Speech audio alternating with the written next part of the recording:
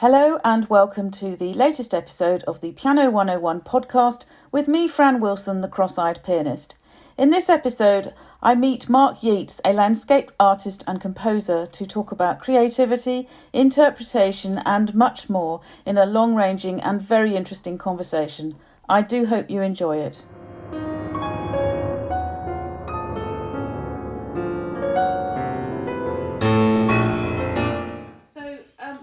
We're going to talk about creativity. This is for my Piano 101 podcast, but it does relate because I think that, whether it's making music, art, writing, or even making bread, as I do, these are creative activities. And I'm sure that what we talk about today will apply across the board, as it were. Yeah. How long, first of all, have you been a painter? Well, I started painting as a teenager, so it would have been probably at the very beginning of secondary school. Prior to that, I was a drawer, and I had a very precocious ability with drawing sort of faces and realistic things and all that, and I was always frightened of colour. But I started painting with Airfix paints. Oh yes, yeah. Because it's all I had. Yeah. And I think I was probably about 12, 13 at that point, doing these little stipply dotty, sort of almost like that set up pointillist things. So that would have been that's about when I started. Did you have encouragement in your artistic endeavours as growing up? I mean, No, well, not. I mean, either from parents or school or others. My parental background was very dysfunctional, unfortunately. My mother was very encouraging, but she was dying of cancer at the time. And my father was an alcoholic psychopath, so he wasn't really much use. The school were okay. The school were okay, and my friends all thought I was very clever. But it was mainly self-motivation. I would say. Yeah. So the will to make, as it were, has always been there. Yeah. As long as I can remember. I mean, I think it's a lot to do with. I mean, all human beings interpret. That's how we understand the world. That's how we create meaning. But some people, artists, I think, in particular, creative people, their interpretations. They're not content with just interpreting. Interpreting. So put too many T's in that. They want to then create their own interpretations via some form of work, paintings, music, making bread, whatever, gardening, those sorts of things. Yeah. So you just said that when you were at school, you were regarded as very clever because of your talent. So, I was a talented musician at school, and I was teased for it. And this was a fairly straightforward, comprehensive school, which did have an excellent music department and an excellent art department. Now, somehow, when I was at school, and we're near contemporaries, aren't we? Yeah. Being good at art was not something that you were teased about, but being good at music was. And it was at that point, actually, this is just an aside, because I grew up in a household where there was lots of art, because my mum's an artist, and lots of music, because my father was until he had to stop playing the clarinet. Keen amateur musician. There was lots of music, lots of art, lots of encouragement as well, and lots of kind of freedom to create. There was no sort of sense that you must do it like this. And it was only when I went to secondary school that I began to sense this idea that there was a right way to do certain things, to behave, and also that music, and in particular classical music, was somehow peculiar. Right, yeah. And I found that I still, even 40 odd years on, find this mystifying, but it's an attitude that I think pervades through our world. Perhaps less so in the world of art, but definitely in classical music. Yeah. So I'm interested when you say that your contemporaries at school thought you were very clever, and so they appreciated your talent. Would you say? Yeah, I think you weren't teased about it. No, I wasn't teased because when I started out, what I was doing as a kid was very much photorealistic. Yes. And the currency around photorealism always was, oh, you can make it look like real life, or the illusion of real life, therefore you're very clever, therefore you're very skilled. As opposed to what very often happens with attitudes towards abstract art, where they say, oh, a monkey could do that, or, you know, whatever kind of quip comes out with. Of course, at that stage, I had nothing musical going on, so I played the recorder at school. Right, yeah, as we all did. As we all did. And I couldn't read music, but I had the ability to remember and play by ear, almost automatically. Yeah. So I did that, but I never had the mickey taken out of me. Oh, that's good to hear. For that either. Yeah. So I was pretty free of that sort of I'm sure that sense of freedom is. I'm convinced of it now. Actually, having spent a long time thinking about it and doing it, that it does liberate you. It feeds your creativity. If you don't feel constrained by other people's opinions, or this, I'm going back to this notion of a right way. Yeah. I mean, that prevails hugely in classical music, of course, and in particular in the teaching of classical music, yeah, and the playing of certain repertoire. Yeah. I'm thinking specifically of Bach, where you have the purists who demand that it's played on period instruments, and that there's no way you should put your foot anywhere near a pedal on the piano if you're playing Bach on the piano, that kind of thing, which I find utterly ridiculous. Yeah. Because, and actually going back to your comment about interpreting, surely this is what people like Bach, Beethoven, everybody, and you're a composer as well, there has to be a degree of interpretation, doesn't there? As soon as the music is given to the musicians? We're jumping way ahead here. Interpretation, I have masses always to say about interpretation, but certainly with regard to music is all interpretation. There is nothing factual about a piece of music. In fact, a score, manuscript or whatever, isn't the music. It is something that is used, let's call it a sort of code, a signification of what a composer perhaps thought and put down various blobs on a piece of paper, and somebody else comes along at that and thinks, oh, well, I think I know what they mean. You know, they've got a dot there, so this means a particular note. They've got a squiggle, that means a particular rhythm. And these things, there is what I kind of think of as a more or less agreed upon meaningfulness. But everything in music, everything that human beings do per se, is through interpretation. So there is never going to be a specifically right way. There will be ways that will fall within particular customs and traditions. They can be advocated as the right way, which by they are. by people that have a particularly closed view of that. But interpretation, because it belongs to human beings and is generated by human beings, is a living, breathing, developing, ongoing thing. So it's never fixed. For example, it'll never be fixed within your own lifetime. Sure. The way you approach a piece of music, for instance, or the way that you look at a painting or read a book, it's going to change dramatically between when you're 18 to when you're 58. Sure. So interpretation is the act of creating meaningfulness, and there is no absolutely right and wrong way. Certainly not in my book. No, I agree. Just to we'll return to your art. So from photorealism, we reach what we have around us today, which is a form of abstract landscape painting. Yeah. What was the journey from photorealism to where you are today? I got bored. You got bored. Yeah. I'm afraid I'm one of these people that when I can do something in a specific way, I get bored, and I have to go and develop that, change it. Interpretation again. Sure. I'm not content with painting the same picture over and over again any more than I'm with writing the same piece of music over and over again. So I got to a point with realistic landscape painting that I'd learnt how to create the various illusions in paint that were necessary to create that sense of of realism.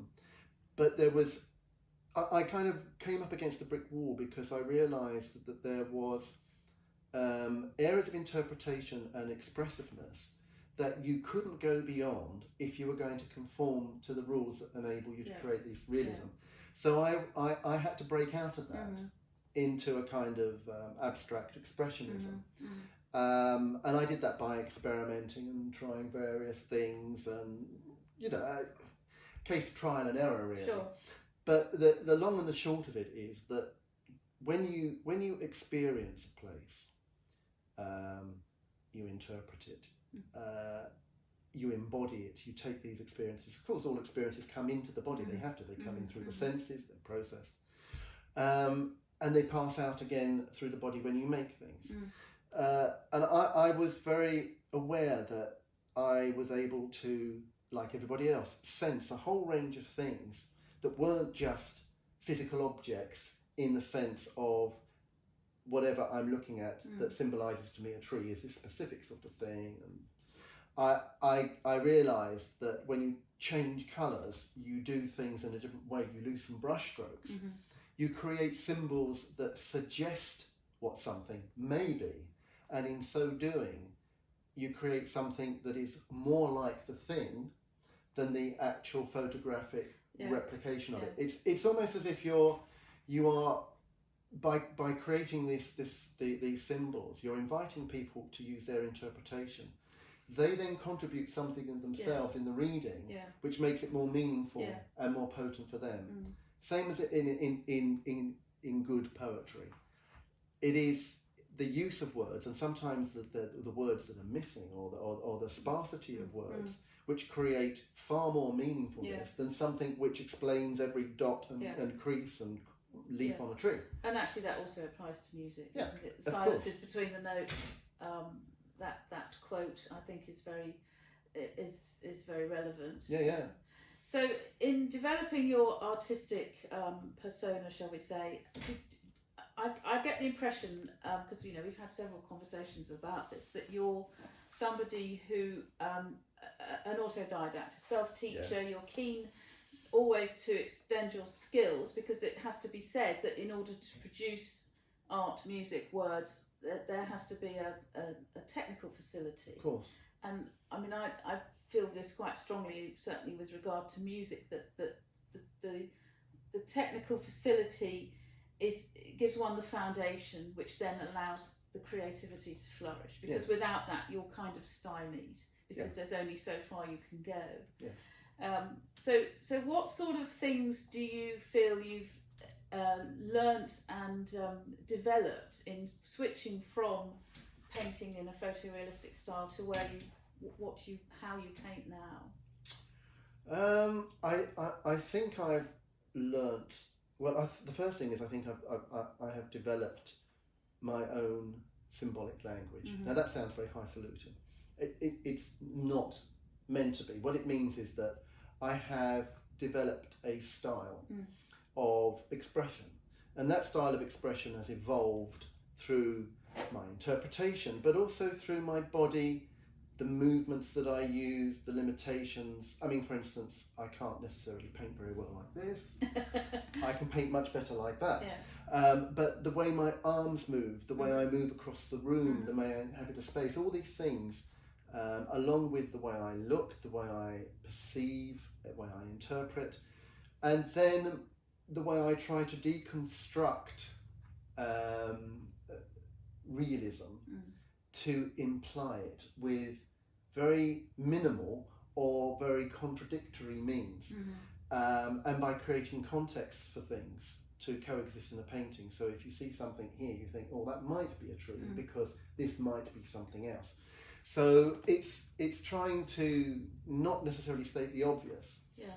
And that has created, very careful about the use of the word language, but it's a non-word based kind of language for me. It's a group of symbols that represent things.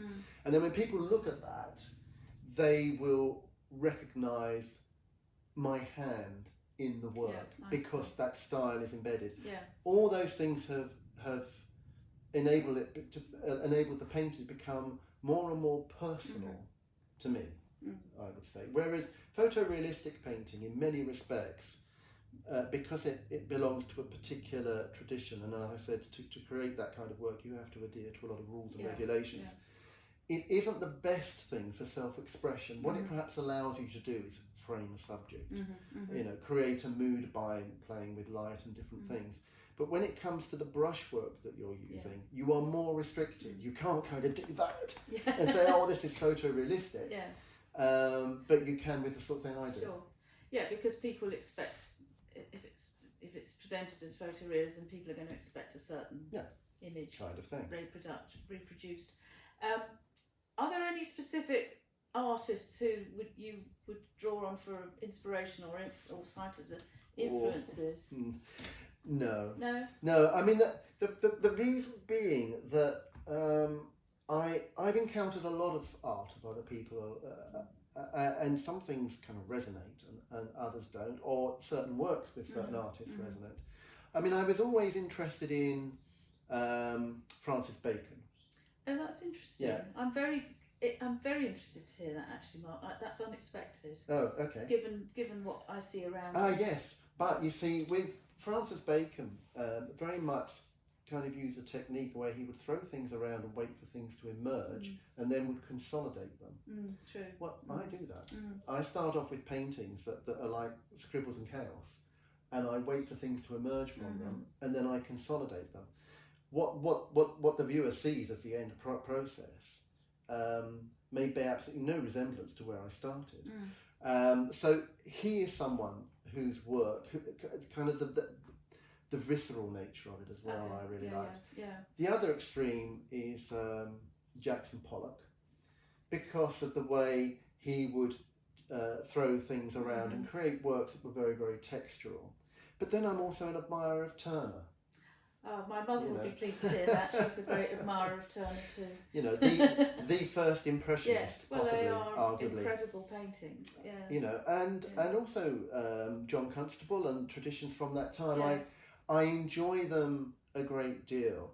And then there's a whole range of sort of other more contemporary landscape painters. I enjoy those too.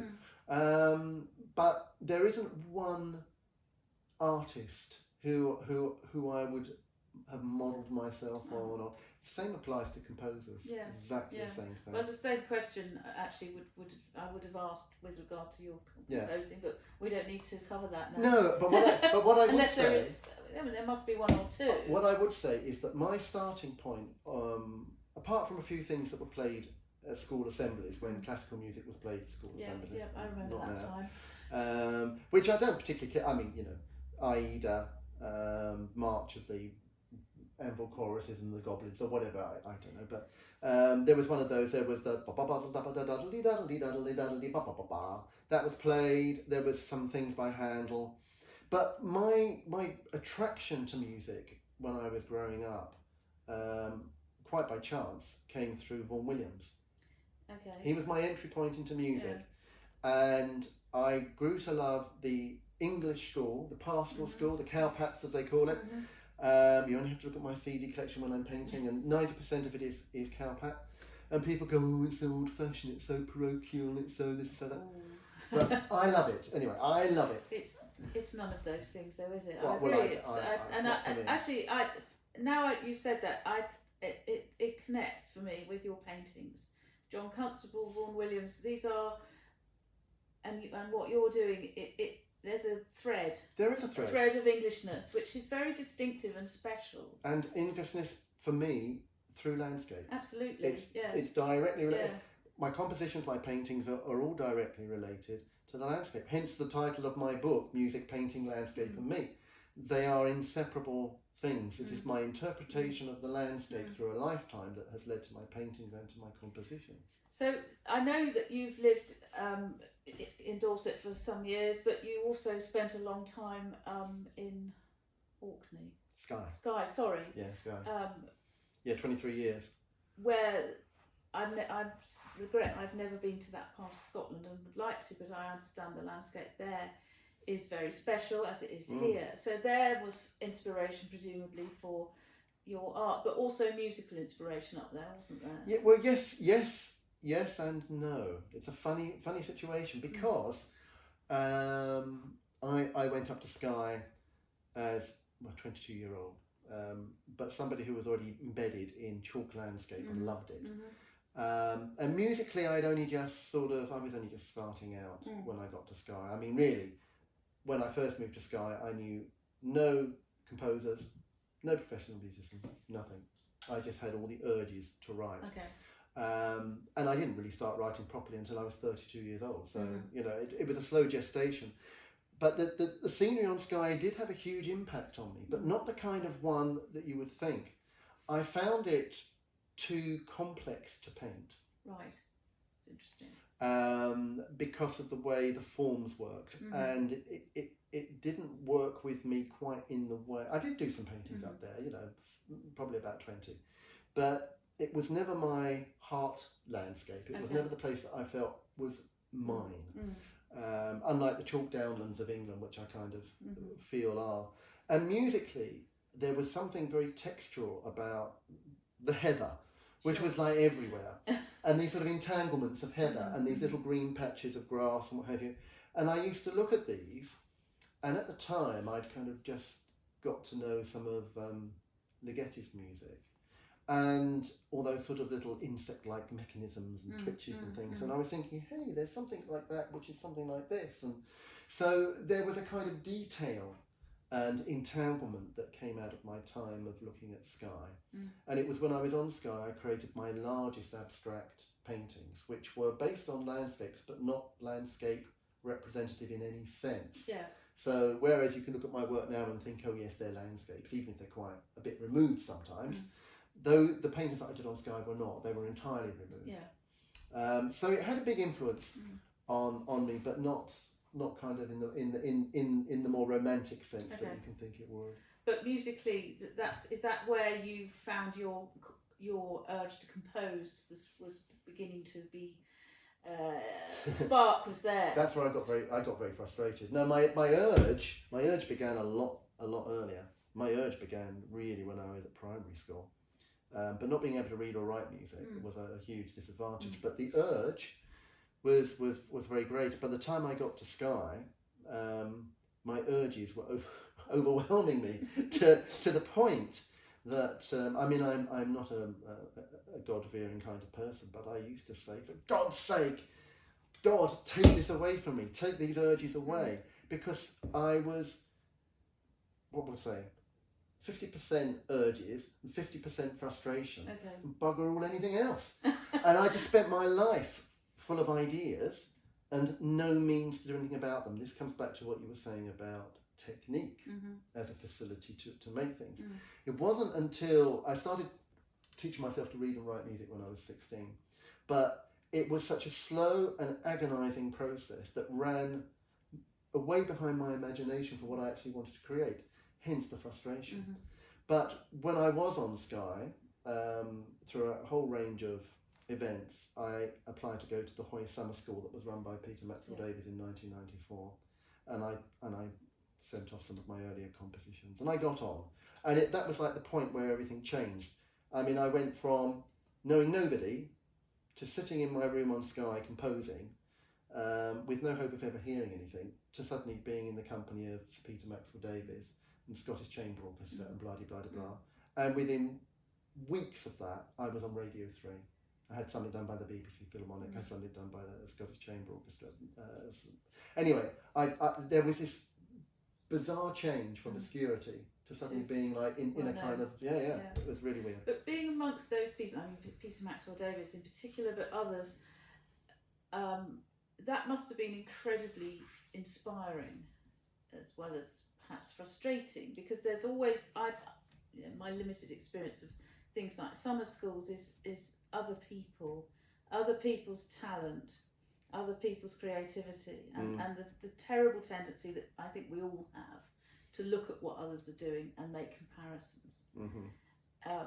So one can be at once incredibly uplifted and inspired. I mean, I've been to Dartington and I found it wonderful, although I wasn't taking part actually as a musician, I was there as an observer. But I also felt that there they had somehow achieved a balance where people perhaps didn't feel intimidated Yes. by others around them, whether musicians or artists or writers.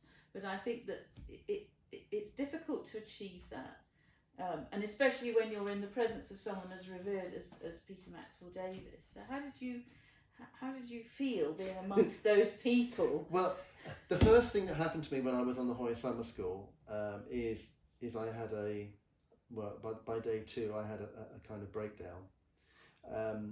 Not because of Max, but because I was the oldest of all the 10 international composers. I had some amateur musician friends on Sky who had recorded, and I use the word recorded in very big inverted commas, recorded some of my pieces. So I had something to share when we had our kind of show and tell session.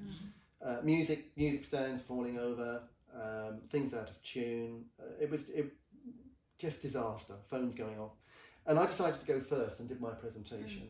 I didn't have the language to talk about what I was doing, and I had really, really terrible recordings. And then the next composer came up, all all shiny and fluffy, all the university language and university orchestras and professional recordings and everything else. And then by the time the 5th person got up, I felt like a piece of shit. I felt that big. And I had to leave the Kirk where all this was happening, and I went into the hostel where we were staying, and I sat in the corner of my room and I just broke into tears. And I thought, I'm just not good enough to be a composer. And about an hour later, Sally Beamish, who was also doing the course with Max, did a knock on the door. She came in, and I told her, I was just feeling really lousy. And she said to me, do you know, Mark, you were the first person we picked out of everybody, because even though I wrote my quaver tales the wrong way round, like in medieval times, all my scores were in biro. They said they could see the potential. And she was brilliant. She made me feel a lot better, and I had dinner with her that night and spoke to her. And then overnight we were given a composition task, all our students, and I wrote a 5-minute viola solo for Sally, because she was a very skilled viola player. And the others did whatever they did. Anyway, the following day Max was there, and he sort of, okay, in a sort of chirpy manner, let's hear the pieces. So some of the others went, and then my piece came on, and Sally went up into the pulpit in the church, and she started playing. And Max said, could you play that again? She played it again. Could you play that again, please? He played it again. And then he said something to the others, which was kind of like, you see what you can do when you've got this level of talent. And he didn't say it to put down all the others. He knew that I'd had difficulties. But by the end of that period with Max, not only had he and I become very good friends, he offered to then promote my work and nurture me personally, because he said I've got what it takes. So you had that rather special mentoring from Max. Yes, for a long time. For that, yes, there was that. I mean, he did organise. There were things that happened independently, which happened at the same time, and there was stuff that Max was behind as well, and they all came together, which is why there was this sudden kind of like 0 to 60 thing that went on. But I went from a point where Max was, whatever people might think of Max, he was never an idiot or a fool, and he would not have conducted or commissioned work that he didn't have 100% confidence in, and I knew that. And he was also absolutely fascinated by me, because I was self-taught. I've got masses and masses of letters where he sort of says, I have never known anyone with the kind of the hot fire within who has learnt so much so quickly and blah blah blah. He was also fascinated because I could paint, because Max wanted to be a painter before he wanted to be a composer. I didn't know that. No, That's very few people do know that. Very interesting, yes. So he loved the fact that I could paint. He loved the fact I composed, and he loved the fact I was self-taught. So those two strands of creativity in your life are very closely connected, aren't they? Absolutely. So do you feel that there's a crossover between your paintings and your music? Are there similarities, as it were, in terms of perhaps textures, or I mean, I see a lot of rhythm and movement in your paintings. And you mentioned Jackson Pollock earlier, as an artist I admire as well. I always feel when I look at his drip paintings that they vibrate in the way that music does. There's movement. You can almost see a musical score running through it. Yes. Do you feel that there's something like that in what you do? I do. I think it occurs on a number of different levels, some of which are easier to demonstrate and articulate than others. There are processes of creation that are shared between the way I approach music and the way I approach painting. Sorry, frog? Drowned frog? Basically, in both music and painting, I start off by throwing masses of materials together and then eroding away until I get something that appeals to me. In music, now, I use lots of materials running at different speeds to one another. I create hyperdense organisms that, as I say, I will then kind of literally carve through deletion and other things until I get to where I want. In the paintings, I will create very, very complex entanglements on the surfaces of pictures and then hone them down to what I want. There are different things with different kinds of technology that are part of my processes, with composition, various things on computers and software. With paintings, I look at paintings on screens, I adjust them on computers to see where I might go with them. Okay. I experiment with the real paints.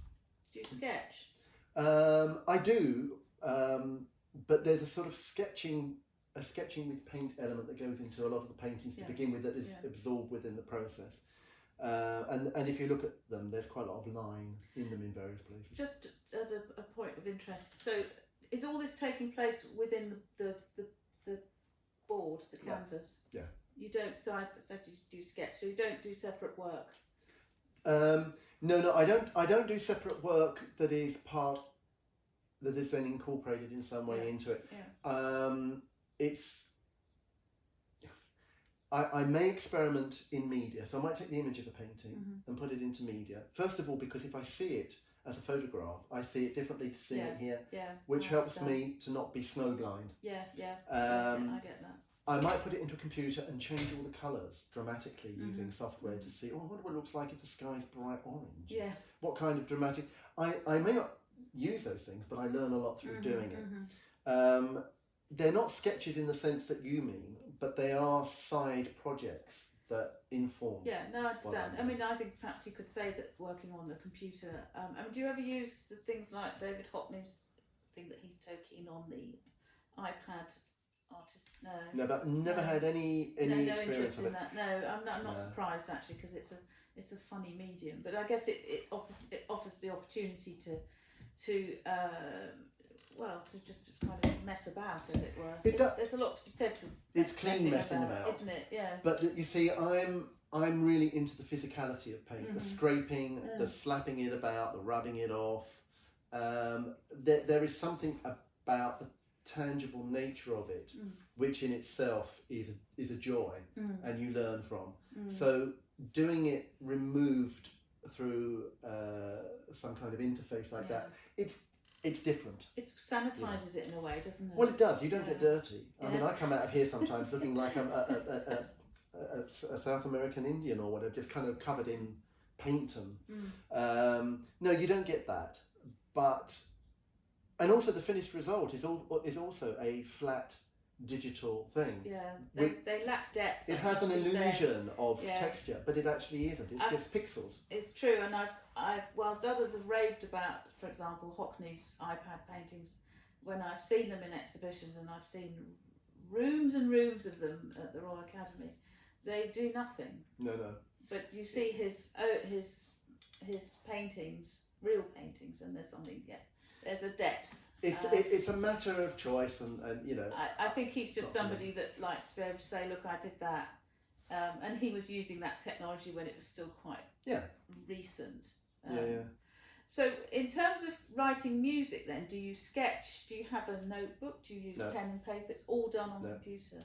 Yeah. Well, between my head and computer, I would say that because of the kind of music that I write, because it isn't tunes and harmonies, it tends to be very dense textures. And because of the way I view interpretation and the role of the musician in music, I rarely create things that I would anticipate are going to be entirely fixed in performance. I'm not interested in replication. I'm interested in something slightly more loose than that. So when you're conceptualizing a piece of music, it's not like imagining an object that is fixed. I'm imagining possibilities around an object. So I will combine things in a very crude way in my mind, because I don't have the mental processing capacity to put 90 instruments all playing at different speeds, different materials together and hear it. I just cannot do that. But I get a feel for the kind of dynamics, the energy, the textures, the densities involved. It's when I then go onto the computer that I actually start working with materials, with notated materials, with playback, with various different things that put flesh. So I then hone those down to create the actual objects that I'm working on. So it's a process between both, but I sketch in my head and I work directly onto computer. And also because of the way that I work, I reuse, reprocess, transform materials over and over and over again. So I never start from a blank canvas with composition. It's always putting materials and dragging so things together. there is always something there that provides the spark, yes, the inspiration. Yeah, and that's the material itself. Yeah, it's the possibilities that come by combining things you've used before in multiple different ways and transforming them, that provides an endless array of things. And just to say, that blank canvas thing, talking about music, blank manuscript, blank computer screen or whatever, exactly the same with the paintings. I was just That's going why to say that, I have to cover the surface with loads of stuff, because there's nothing more scary than a blank surface. Not because it's blank, but because it invites so many possibilities that the possibilities become paralysing. Yes, it becomes overwhelming. Is it this one? Is it that one? Is that? Or I don't know. I just won't do it. But like your music, in your paintings, clearly there are elements that are reused, reinterpreted, altered, amended. And I think that, I guess that gives one like you said, you have an artistic persona now, a kind of identity. Yes. And your music too absolutely has a personal identity. It is your music. It's my, I mean, when we're talking originally about techniques and the need to develop techniques, I mean, a lot of things that I did, because I had nobody to show me how to do them, I did wrong, but I did them so wrong that they've actually became my technique. And now there are other people that have adopted those that's interesting. approaches. Same with some of the things that I have done and still do in notation. Because I'm a visual artist, I sometimes put graphic aids into normal notation just to give an implication of certain things. And I've seen other people kind of lift them already. Oh that sort of thing. Which is absolutely fine, But there's an interchange between, sometimes with notation, it's easier to express what it is you want through drawing and leave it open to interpretation than it is to create something that is so absolutely terrifying. Yes. Somebody will look at it and think, there's no way we can play that.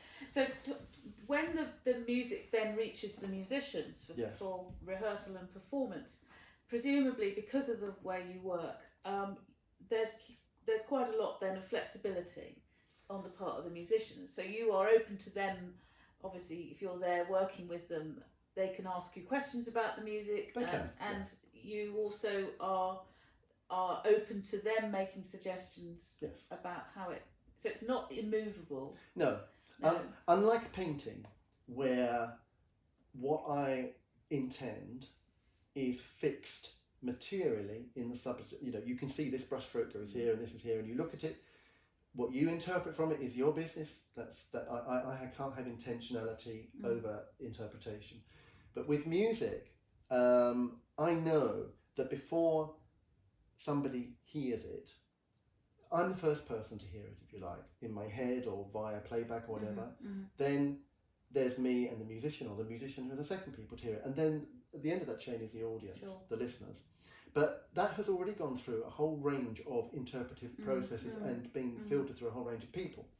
So I know that human beings are not machines. And I don't approach them in that way. I expect people to kind of come out of the box a little bit. And the music I write technically, virtuosically stretches people, undoubtedly. But interpretation for me is paramount. I want to be surprised when I hear a piece of mine performed. Not to the point that, you know, who wrote that? What's that? You know, not to that kind of extreme necessarily. But I found that there are different types of performers, and different types of performers have played my music. There are those that are heavily based in a classical background, who will look at the dots and squiggles, and through their interpretation of the conventions around European classical Western notation, will interpret music in particular ways that I can largely anticipate. And their interpretation will be in there, but it will be the lesser aspect of what's going on. Then I'll meet musicians who will use vast amounts of interpretation that almost overwrite the more or less agreed upon conventions within notation, because their approach to music is one where they believe that interpretation is absolutely central, the prime force. And there are all these things in between. When I work with orchestras, because of what orchestras are, I can predict almost exactly the kind of thing that will come from that orchestra, which is it's very satisfying and very consoling. And even where I write music, like I have done for orchestra, where there are these flexibilities with lots of things operating in different times, and there's no direct vertical alignment, I still know roughly what I'm going to get, and I do. But sometimes, particularly with soloists versed in contemporary music, and I give them some kind of notationally impossible looking piece, then what I get back can be truly wondrous, because their interpretation, what they've brought to it, is just tremendous, and that brings it alive and brings it off the page. So I'm very much interested in creating music that, though challenging, is based in human beings actually making it and bringing something of themselves. That's what a musician does. They're not a bloody automaton. You know, they're not an extension of a computer. They are living, breathing, feeling, interpreting creatures, and that's what I want. I think we have a problem still with music, and specifically classical music, and not necessarily contemporary classical music, but classical music in general, where there's this, again, it's an attitude that's developed over a long time, where the musicians are the conduit. And I mean, I've been to concerts where I've overheard members of the audience saying things like, it's not what the composer intended. How the hell do they know? Exactly. You know, we're talking about Beethoven or Chopin. I was talking of Chopin, I was at a concert some years ago where a pianist was doing the whole cycle of Chopin's piano music over a series of 10 concerts, I think. And somebody came up to me and said, it's not at all Chopinesque, the way he's playing. And I was like, well, what does that mean? What does that mean? It's not how Chopin would have wanted it. We can't go and ask him. No. So we rely on the musicians to bring their own personality, their own life experience, their own knowledge, their understanding, everything. I mean, I'm a great believer in you know, one's entire life experience feeding into one's creativity. And I think as a listener or viewer of music and art and also literature, one also should have that freedom. I think it's about freedom. Yes. And yet we see now, in the way our children are educated and prevailing attitudes around the arts and other areas of our life, that we're being forced into these silos of thinking, and there's this narrowing. I mean, I noticed it when I used to teach piano, that the kids seem to have curiosity sapped out of them. And I think one of the most important things as a creative person or as a sentient human being is to retain a sense of curiosity. Absolutely. I mean, without it, life is not going to be that interesting. No, I agree. I mean, unfortunately, we live it and have done for a long time live in a world where there are examinations and there are criteria for passing examinations, and those sorts of things can work, and they can be very effective in mathematics, in the sciences, where you can show the workings out, you can have a right or wrong answer. But when you come to the arts, they do not necessarily sit comfortably in black and white zones. Not at all. And yet, because of all sorts of hegemonies and rules and regulations, there's a lot of this being enforced. Yes. And it is a completely different beast to having a creative, open interpretation. All the interpretations that everybody have will be culturally centred. We'll all see and perceive and understand things in relation to our particular cultures. And this is one of the interesting things about the notion of it's not Chopinesque or what have you. When Chopin was living, the world was a very different place. The attitudes that people had of religion, of science, of war and politics, daily lives, health, all very, very, very different. And it is impossible to relive that now and take an informed position and say so-and-so wouldn't have done this. Yeah. What they also can't say is that if Chopin had heard ex-pianist approaching it that way, he might have said, wow, that's really great, I like that. Yeah. Nothing is set in aspect, and you might not like it, that's a different argument. Exactly. You're free to like and dislike whatever, but it's when you start to make pronouncements on its quality or its value on the basis of your taste. And unfortunately, a lot of people who are commentators on the arts get taste and opinion mixed up with fact. Yes. All the time. Yes. All the time. All the time. And that creates lots of divisions. Which can be very, very unhealthy. I agree. So, just to go back to the thoughts about feeding the muse. I wrote an article about this some years ago, having stumbled across some quotes from the author Ray Bradbury. He said, "Ideas lie around everywhere like fallen leaves," which I thought was a wonderful image in itself, but also so true. You're out and about in the beautiful Dorset landscape, and interacting with people, and have a huge curiosity about what's going on around. And so I get the feeling that you don't lack food for the muse. No, you're constantly feeding the tiger. Constantly, whether I want whether to or it's not. a tiger or whatever your particular muse is. Yeah, no, it is very true. It's something I have never ever in my life experienced, that artist block business. Equally, I have never been romantically inclined to sit around and wait for inspiration to strike. So for you, activity, work, as it were, we call it work, because it is work, life, living is the thing that drives it. Yeah. And I'm going to bring it back to the word interpretation, because I like the word interpretation, because it doesn't have any of these kind of romantic connotations. But when I engage with anything in life, it has an impact. I experience, I learn, I understand, I'm confounded, whatever, but it has an impact. And all of these things are built up in my body and in my mind. And over time, as I have the urges to make things, all of that content comes through again in various ways. So everything that I make, music, painting, whatever, is the sum total of everything I've experienced. And I will only stop being inspired, to use that word, when I stop interpreting, and that'll be when I'm dead. And who knows what happens after that. So there's no magic formula for me. And I think you're absolutely right. The inspiration, the reasons to make things are everywhere all the time. You just have to be out looking for them. And you can't, I mean, I can't switch my eyes off, or my ears, or my sense of smell, or my brain. I can't switch it off. It's constantly generating. And because of the way I work between painting and composition, each of those things generate ideas for the other constantly. So it's like this sort of snowball thing that just goes on and on and on and on and on and on. Do you ever find that overwhelming? Is there ever a point when you just feel like saying to to the brain, to the music? Can we just slow down a bit? Does it ever? Frequently. Yeah. Does it ever work? No. So the answer is to just go and create. Well, there is that, which I do most of the time. Yeah. Getting totally pissed, which I do very rarely.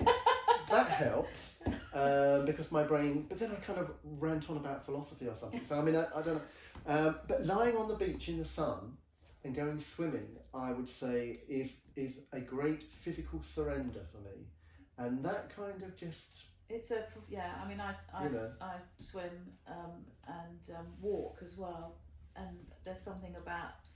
There's something sort of meditative, isn't there, in the rhythm of swimming and walking? Indeed. Walking... I mean, I'm not talking about swimming in the sea, which I know you do, and I do intermittently when the weather's very warm.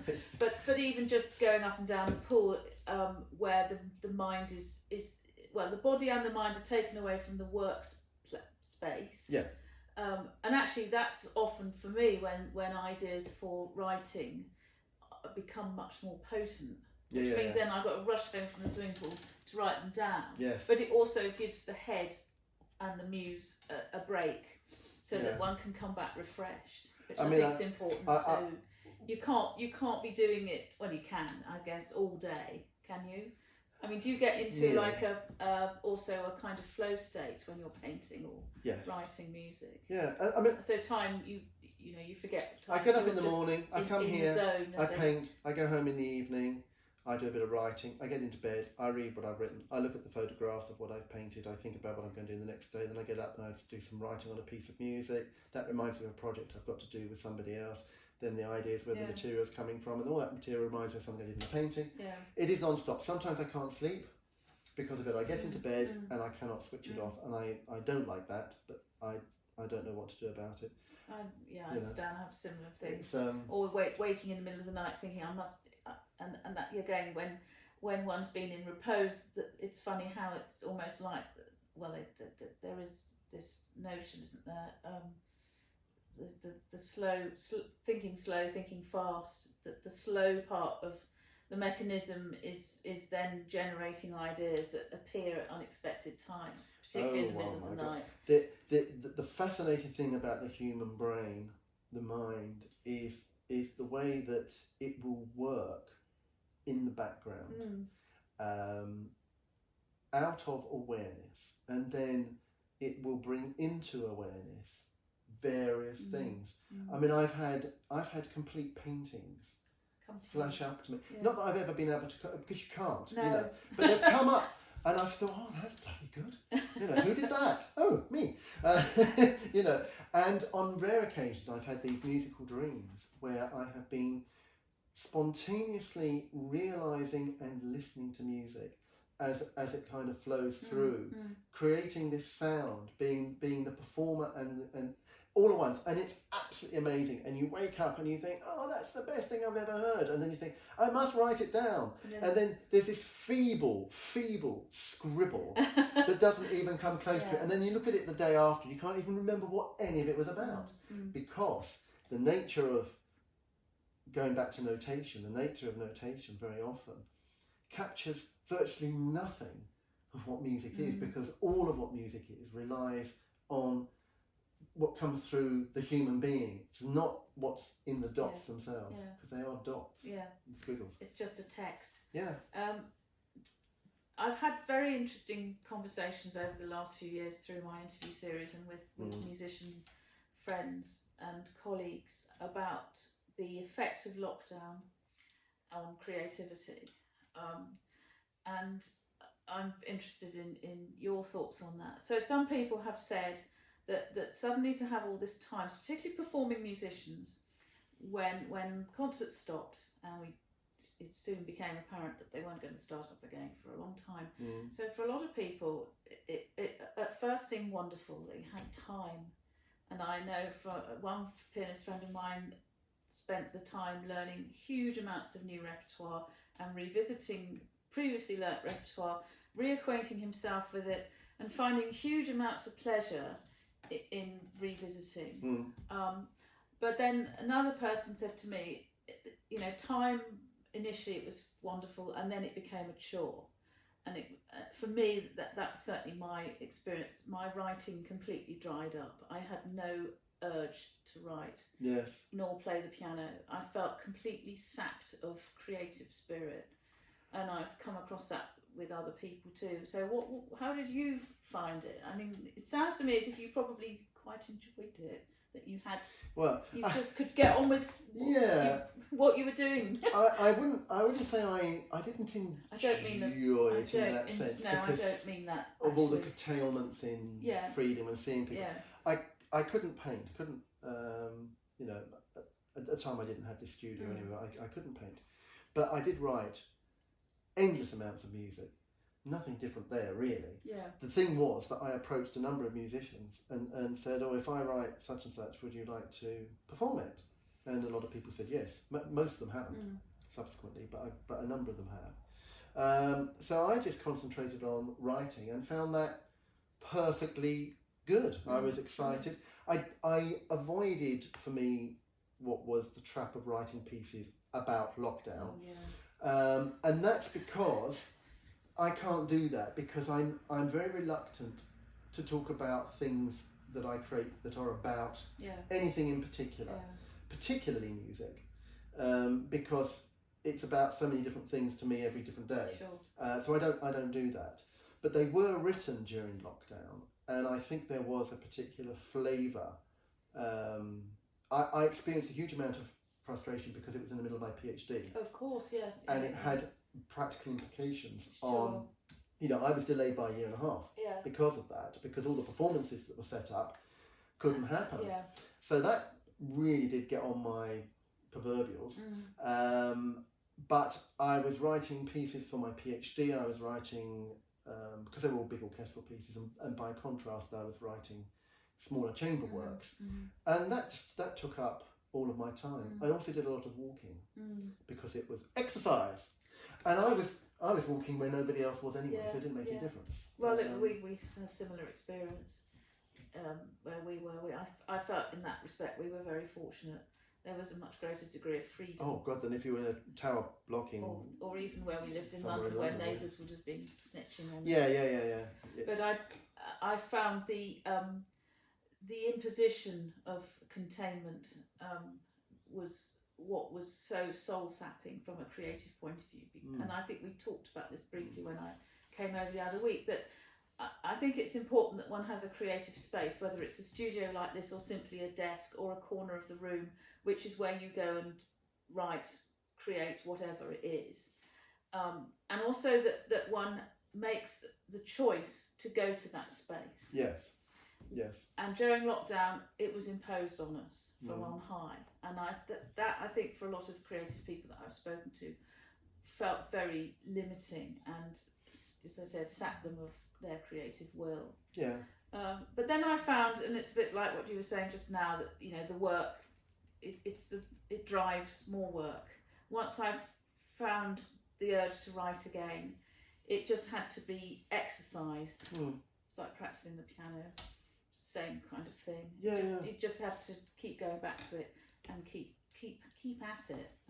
I think because composition for me is such a insular thing, that the fact that the world became insular didn't have a direct implication on it. If I were performing with other people, it would have had a dramatic implication. So I think all those things considered, I psychologically, emotionally was unscathed by it. I was frustrated and annoyed. But beyond that, it you know, for being an artist, it didn't have a negative impact on me. Good. You know, I think we'll draw this to a conclusion. Surely not. And go and talk informally with some bread and cheese. And what have you. But there is one question which actually sits in at the end of my Meet the Artist interview, which I would like to put to you, which is, what is the one thing we're not talking about in our industry, or the creative arts industry, that you really think we should be? Oh, well, the fact that everything's going down the crapper.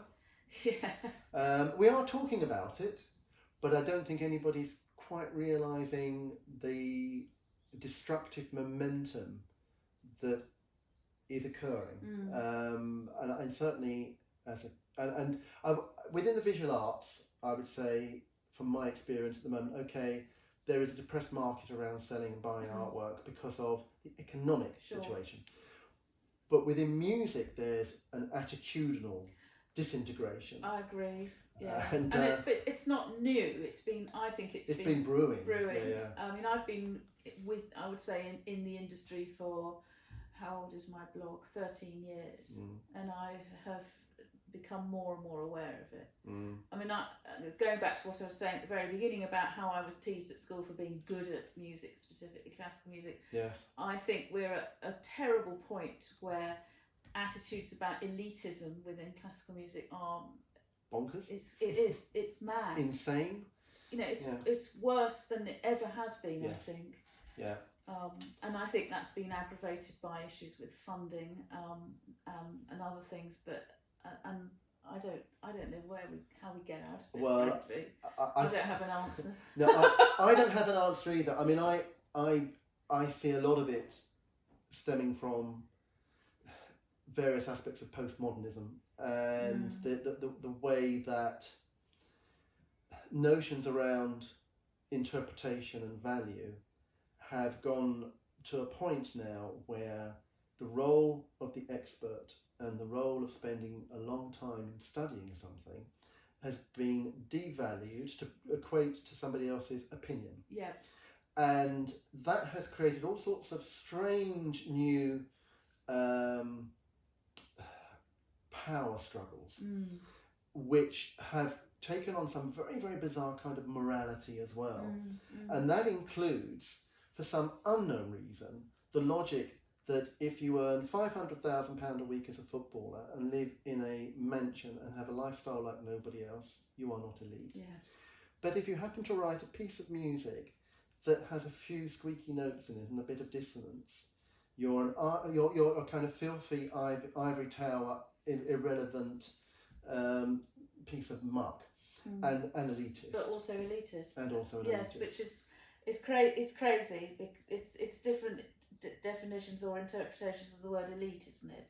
You know, I would say that 99.9% of the musicians I know do not financially fall into that category whatsoever. No. You know, quite a lot of them live from almost hand to mouth and supplement their performing or whatever with teaching. And as somebody said to me the other day, a cellist said to me, it's the only way I can pay the mortgage. You know, I don't know how we get past this. I think it's so embedded now, and also that I sense that there isn't the same attitude in parts of Europe, Germany, for example, where there is respect towards music. Oh yes, yeah. In Europe, that no one's going to crow and sneer and point the finger when the Chancellor or former Chancellor Angela Merkel was seen at Bayreuth, for example. That was celebrated, whereas here it'd be like, what they do? She was seen at the opera. Filthy. But it's okay if they're at a football match. Yeah, I know. There is something in American and British culture which unfortunately are linked in certain disturbing ways, where there is a kind of nationalistic oikism. Yes. Plebeiism that has everything to do with this concept of the popular masses and what the popular masses want. And that being, no matter what it is okay. And it's kind of morally justified, and anything that's outside of that, anything that demands a bit of attention or years of training, or something that's, you know, intellectual, my goodness, you know, let's burn all the intellectuals, let's burn all the books. We see this already. Absolutely. You know, all these traits are there. I don't have an answer either, but what I would say is, up yours, all those people that think that. I'm not going to do that. Yeah. I'm not going to toe the line, and I'm going to continue doing, come hell or high water, what I do. And also, I think human history shows that things go in cycles. Absolutely, yeah. And that whatever we are in at the moment, whether in a cycle that is continuing to descend further down that or whatever, there'll come a time when people will actually want to have a real meaningful experience and not a bit of fluff that they've been conditioned to believe is good enough. Yeah. Whether I'll see that in my lifetime, I don't know. I hope we will. I hope the pendulum is gradually beginning to swing the other way, and I think that people do want culture. They do want art. They do want music, and it's not just one level of our demographic. No. It's not just the grey wrinklies and, the what troubles me is this suspicion of excellence now, and this sort of, I feel that the postmodernist attitudes that you've highlighted have put us on a downward slope into mediocrity, and that's been going on for quite a long time. Yes, it's not within the lifetime of the current government, all that kind of thing. No. It's been gradual, but I would say from the 1990s there's been a decline, and agree. It troubles me that we're not celebrating excellence. We celebrate it actually in sport. Yes. Wimbledon has just started, and we're But science has the same problem. Yes, as well. I know. People in science. I mean, you get somebody like Trump, who, because he wants to believe his own narrative, because he will make money out of it, will denigrate science. He'll denigrate all the research about greenhouse gases and climate change and a whole range of other things.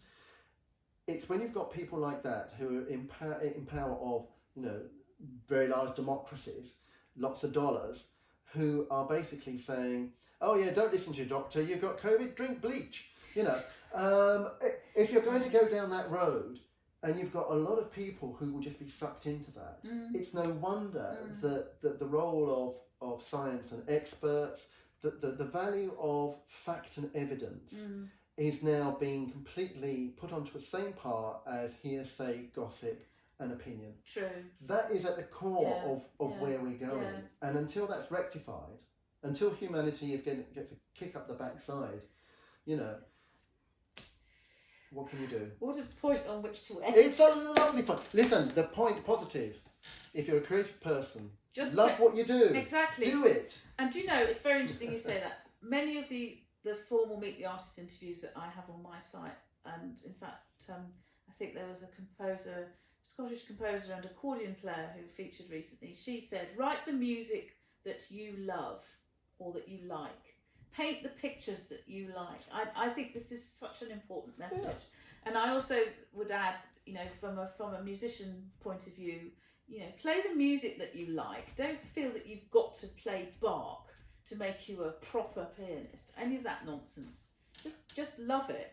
Get out there and do it. Yes. Yeah. The more people that love it, the more people that get out and do it, the more people that think, well, that's the world, but this is me, I'm going to do this. This is my contribution, and I'm happy with that. Then it may not solve the problem, but it certainly helps in the fight. I think so too. I agree. Here we go. Great. Thank you very much. Thanks, Mary. That was lovely.